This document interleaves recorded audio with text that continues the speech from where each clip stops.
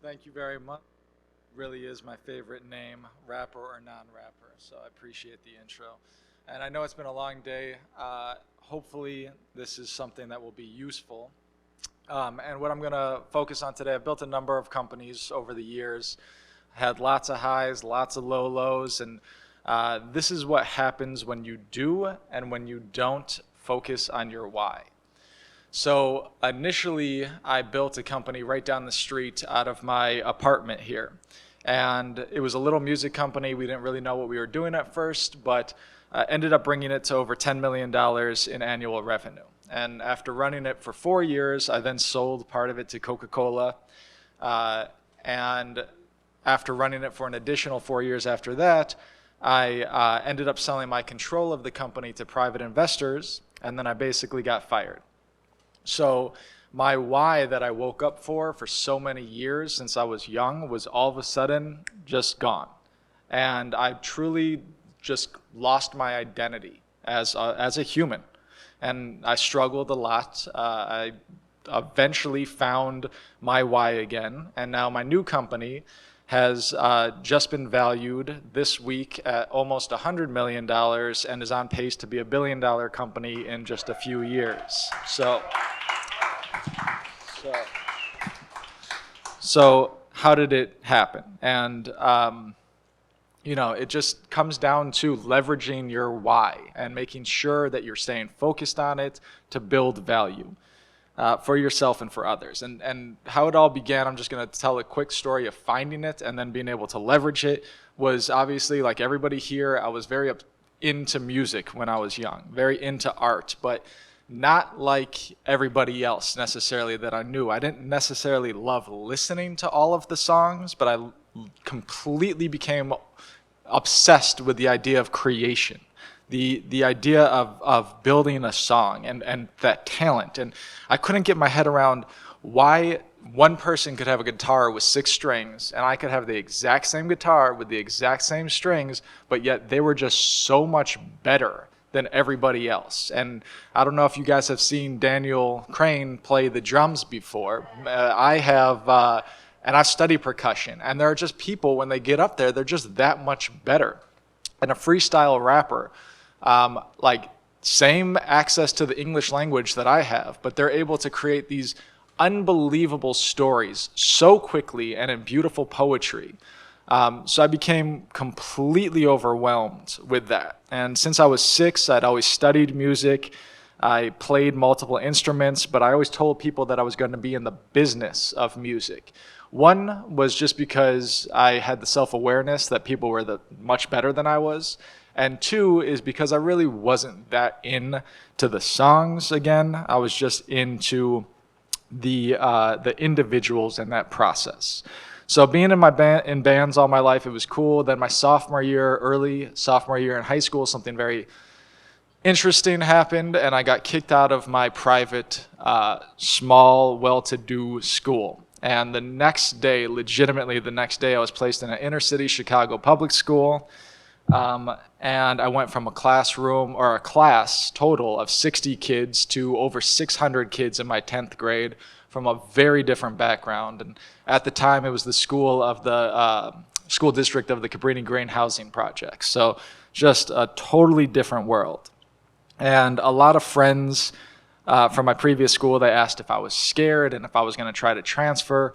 I was completely overwhelmed and completely taken aback by all the talent that just filled the school constantly. You would walk into a class and somebody would be banging on a desk, beatboxing, rapping. Going into the lunchroom was like going into a little concert where people would be totally encompassed in a rap cipher.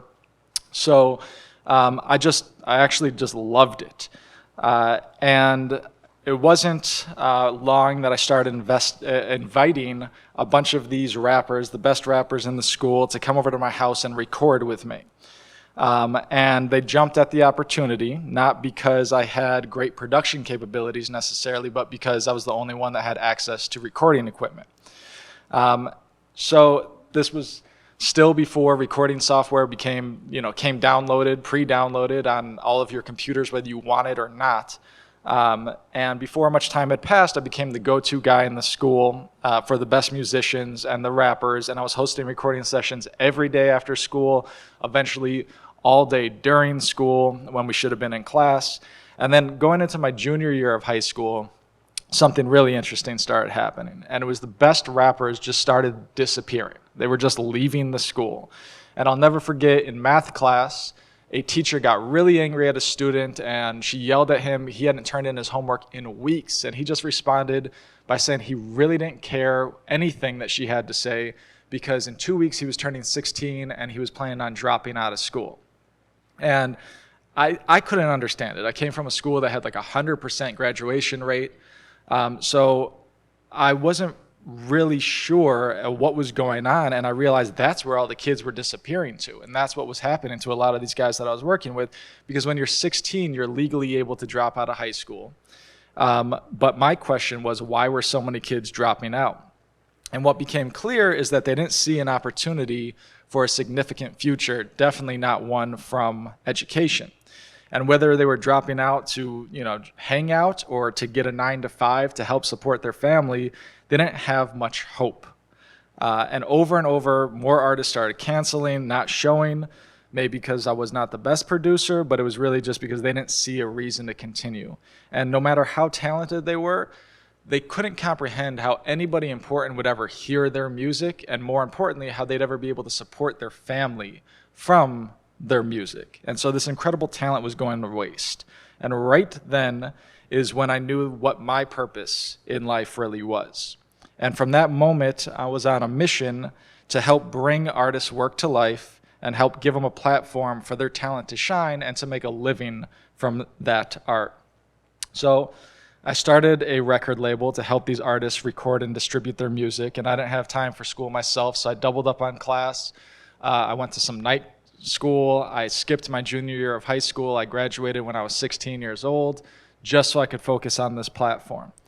And running it throughout college, I saw immediately the launch of Napster. And I don't know if you guys remember Napster or felt the effects of Napster, but it was like the biggest punch in the face to the music industry, where what used to happen is on Tuesdays, new albums would come out. I would go to Tower Records, I would listen to them, and then I would spend $15 on an album that I wanted, or I'd buy a single. And those days were gone. It was the first time ever you could go online, you could download a song for free. So labels didn't know what to do. They started suing kids, which was unbelievable. But once the genie was out, that was it.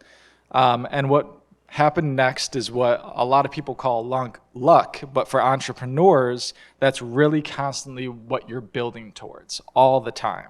And I believe luck is simply when preparation meets opportunity. And that mixture happens when you're clear on your why.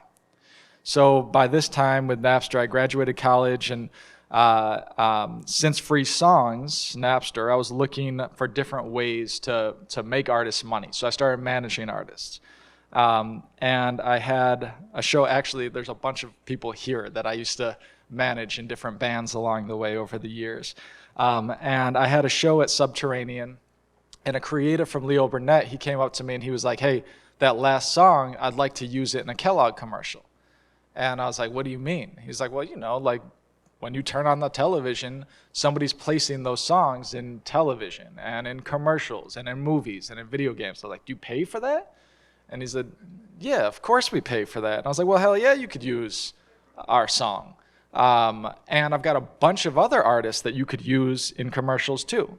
So I started placing my, Chicago-based artists in these massive national television ads, and it was truly awesome.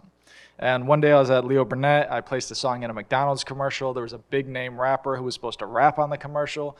2 hours after it started, he texted and he said he wasn't coming. And he wasn't going to do it. So I jumped at the opportunity. I stepped into the recording booth and I rapped on the Big Mac commercial. And I got paid $2,500, which I thought was like the best thing ever. I was not making much money from throwing these shows. And soon after, though, these checks just started coming in the mail. And they just kept on coming and kept on coming and kept on coming. And before long, I got $100,000 in checks from rapping on this commercial. So my brother, he's 13 years older than me. He was a financial advisor at the time. And he sat me down, he said, "What are you doing? Where did this money come from? And is it legal?" And I was like, "Well, I think these are called royalties." And he said, "Well, look, man, if this is legal, you need to stop everything else you're doing. Stop throwing these shows and just do this."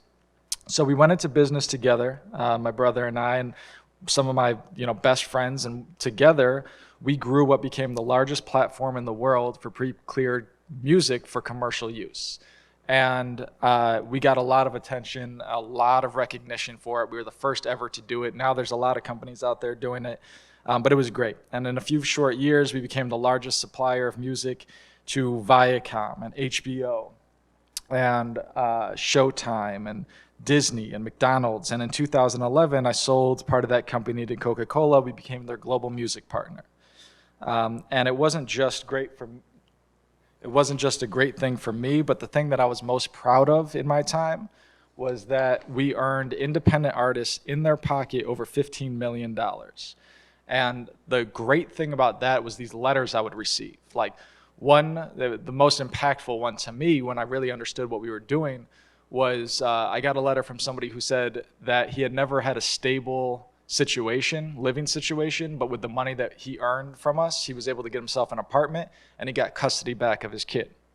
And then there was another woman who said that she bought a church in her town in Sweden with the money that she got from one of our placements, and she was recording all the local artists there. And then there was, the funny ones, which would be a kid, and he would say, if I get one more placement, I get to get my lower set of braces. But whether it was, people getting homes or just having enough belief in their own creative ability to continue making music, I was truly living out my dream, achieving my purpose, and helping these artists shine. And it was super rewarding.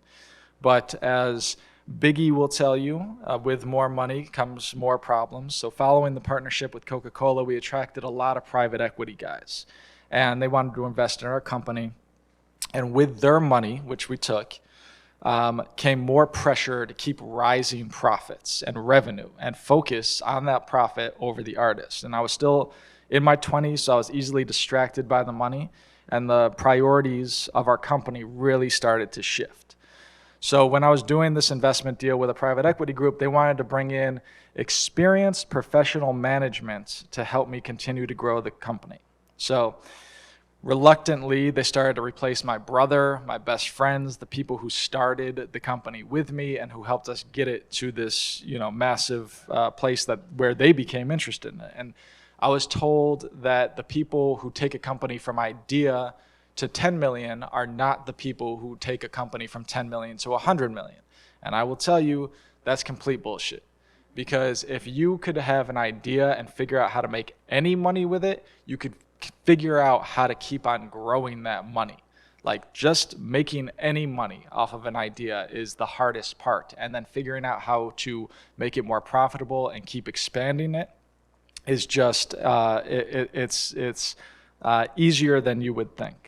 So the real question that you have to ask yourself, though, is not if you can do it, but if you want to do it. Because when your focus has to go to simply accelerating revenue growth, it's very hard to stay focused on why you started in the first place and what you care about and what you're passionate about. And in many cases, as we were just talking about, you end up having to do something and your job is something that you don't want to do, that you don't enjoy doing. And so I didn't know how lost I had become until I was given a speech at an ad agency in Italy, in Rome. One of my friends and I, he was there from the start. He worked for the company. We were traveling. We went to this conference, and I gave a speech about how a commercial that we recently did for McDonald's rose Chicken McNugget sales 33% over a declining baseline. And I was super excited about this. It was like the best case study ever. But that night, my friend had a bunch of drinks, and he very, very bluntly said to me, "Dude, why are you giving speeches about Chicken McNugget sales?" And he said, "Everything used to just be about artists and the music." And he's like, "Now you sound like some lame-ass corporate executive who just has some generic ad agency." And this wasn't the only thing that was kind of bubbling up in him to say for a while. And we were having internal problems at the time. And what I realized at that moment, it was because we really lost our why as a company. And why it was so hard and creating so many internal problems is just really a simple lesson in sociology, which is, people need to feel that sense of purpose. And they need to know when they're coming into work, what they're working for matters. And only then do they really excel. And the private equity guys, they were right that we didn't have the processes in place to grow at the level that they wanted to see. But we had still accomplished amazing things and were accomplishing amazing things because we had wonderful people who were really passionate about what they did day to day. So right before we left for that European trip, one of the new managers who came into the company, he said, look, it doesn't matter if you're selling music or washing machines or used cars, it's just selling and we need to get better at it. And I was adamant to explain that's not true. We're selling, but we're selling art to creatives. It's different. It fell on deaf ears. It was my fault as the leader of the company for not trying to make this, understood. And this complete soul-killing vibe just penetrated the company. And it made people not really care what they were doing anymore. So not so slowly, they really did start losing their passion for their job and the work. And when we were told that the only thing that mattered was revenue growth, it just made everybody focus on this process that made them part of a more predictable hamster wheel. Then they started to feel as an extension of the machine. And we all lost our individual pride in the work that we were doing. And it was crushing, it was heartbreaking to acknowledge this because I had realized that I lost my way. And the reason that I lost my way is because I lost focus of my why. So at the same time, though, it actually became empowering because it relit the passion in me. I remembered why I started in the first place. So from Rome, I traveled all over Europe visiting different clients. I even got to run with the Olympic torch at the Sochi Olympics in Russia on behalf of entrepreneurs building companies that unite the world, because by that time we had over 20,000 artists. And I was really more excited than ever to get back to Chicago and re-energize people, refocus on our why as a company. So after spending a few months traveling, I came back just amped up, ready to resurrect the soul. And I had a meeting with professional executives who had moved in, and I started to pitch the new concept. And before I could do so, I was told that they put a plan in place to start downsizing our A&R team, and they wanted to charge artists to be part of our platform. And it went against everything that I stood for.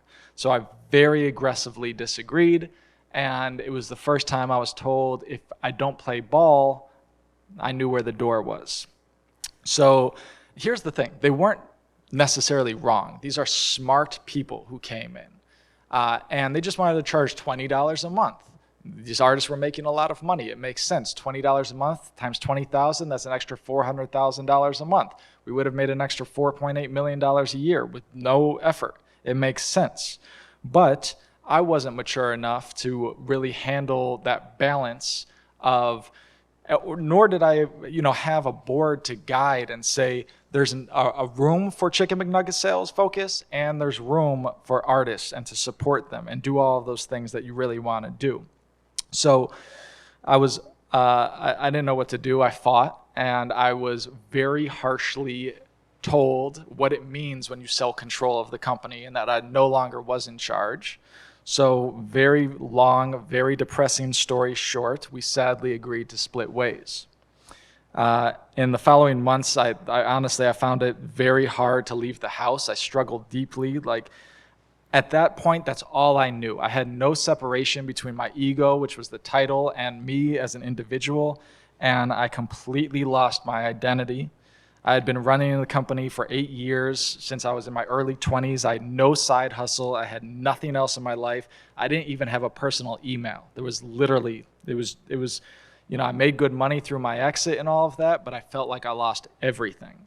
So it took a lot of deep meditation to realize that the value that I brought to the world and that we bring to the world, it doesn't manifest through a job title. And that's why I think it's very important for entrepreneurs to constantly look in the mirror and remind yourselves why you started. What's that fire that got you amped up enough to either quit a job or not take a job that makes a lot more money at first and it's a lot more secure? What's that passion of why you started? Because a focus on your why is the only thing that will get you through tough times, and every entrepreneur faces that at one point or another. So I would take this weekend for all the entrepreneurs to ask yourself what you're doing, why you're doing it, and to really go deep on that. Because once you really hone in on your why, it will take you to new heights that you didn't even imagine.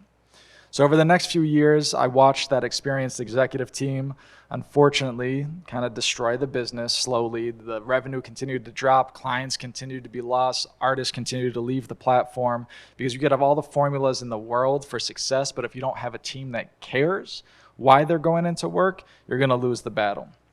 So, meanwhile, going through my darker times and contemplation, it was great because it did remind me what I set out to do. And I wanted to create this platform for artists to share their art, to make money from doing so in the process.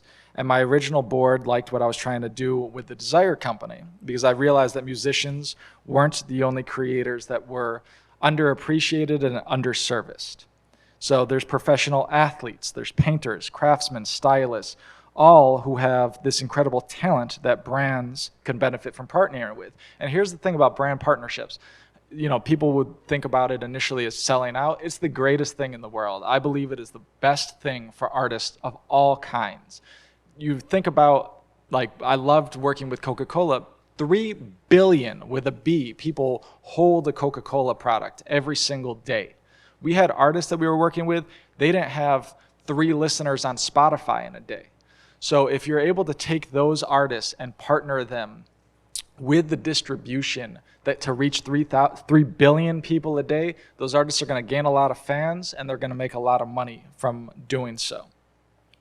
So at the same time as that, these are strange days. There's access to more information, and so everyday people are seeking out expert advice more than ever in these days of misinformation. So my original board, some fantastic investors, they put in a few $1 million. They said, you've done it before, go and do it again. So I had an office. I asked Scott for the smallest office they have at 2112 to try to get this thing up and running. And now the Desire Company has built a community of all types of professionals in all different areas who share their wisdom and help bring and what we do is we help bring their passions, their creativity to the world, and they make money in the process. So for consumers, it's like a bite-sized masterclass where they could learn from these professionals, and it's all shoppable. And for brands, they use our content in websites and marketing collateral and communications and point to sale in-store and online, and it helps their customers make more informed purchasing decisions. So we started at a $6 million valuation a couple years ago in this office, and we're just closing around at almost $100 million valuation, and we are on track to building a $1 billion business, but only if we stay focused on our why. And the 3 lessons that I will leave you with of the ups and downs of entrepreneurship is really just to stay focused on your mission and remind yourself of it at all times, because when you lose your why, you will lose your way, and it might take longer for others, but it absolutely will happen. 2, you do have to listen to your gut with people, with hires, with investors. When we brought in the executive team at my previous company, they weren't bad people, but I knew they weren't the right people. But I really was just distracted by the money and the whole thing. And this time we've turned down investors from the beginning when we really needed the money, because we get a sense of who's in it for the same reasons as you and who's going to support your cause when you need the right people in your corner. And the third, which no artist entrepreneur likes, is you need to pay attention to the finances in the back end of your business. And you have to think about what's going to be important in 10 years if you're trying to, become a more corporate and established company, not just today. And we all have knowledge gaps. I completely hated taxes. I hated HR. I hated all of that stuff, and I ignored it for too long. And if you ignore it, it just leaves you vulnerable for people to come in and be critical of your leadership ability when really it's just a skill that you need help with, or that we need help with. So seek out experts who could help fill holes in your business, and talk to some people who have been there and done that, because they will guide you through the tough times when we do face them. And it's especially important if you've raised VC or private equity capital, and you need to find the right people that you want helping you on your team, or you will have people forced onto your team that aren't going to be on the same mission as you and aren't going to have the same why. And that building of the team is the number one thing that I focused on this time, from incredible investors and an unbelievable board and just the best hires imaginable. And even my co-founder, who's my wife, like smartest woman I've ever worked with ever. Nobody will ever care as much about your business as you do, but if you find people who believe in the mission, you'll have a team that acts like owners. And the most important thing is you will be able to enjoy the journey rather than just waiting for the destination. Thank you.